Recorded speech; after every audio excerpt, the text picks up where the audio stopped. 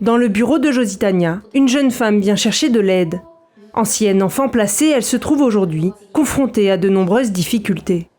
Au sein de l'association, elle a trouvé bien plus que de l'aide. Pour moi, c'est une joie. Tu peux savoir, en fait, tu sais qu'il y a des gens comme vous ici et tu vois que tu n'es pas seul. Tu as des gens ici qui est passé, qui a vécu la même chose que toi, mais du coup, tu croyais que c'était, en fait, tu étais seul, tu n'avais personne, même des familles, tu n'as pas.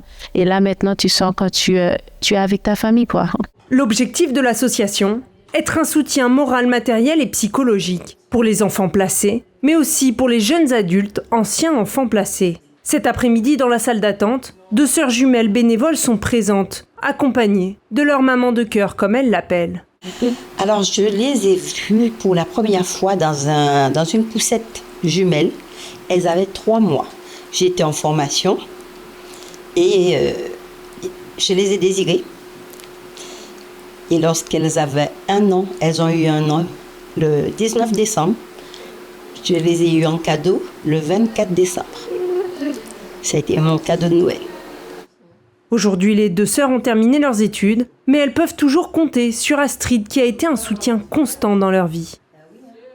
Je pense que mon placement a été une des meilleures choses dans ma vie et je suis contente d'avoir rencontré cette dame qui a changé ma vie et celle de ma sœur aussi. Être enfant placé pour les 2 sœurs n'a jamais été simple. Quand on est enfant, en fait, on a une perception un peu différente. C'est-à-dire que, par exemple, notre maman, on a toujours été avec elle. Donc, lorsqu'on était amené à voir notre mère biologique, c'était souvent difficile puisqu'on ne comprenait pas, en fait, nous, on avait déjà notre pilier, notre mère, en fait, qui s'est toujours occupée de nous, malade, en bonne santé et tout. Et du coup, lorsqu'on devait rendre visite, c'est vrai que c'était compliqué, c'était très difficile, on ne comprenait pas, en fait, c'était angoissant, c'était très très angoissant. À la tête de l'association, Jositania, l'initiatrice du projet, une idée qui a germé pendant plusieurs années et qui a finalement vu le jour à la naissance de ses 2 filles.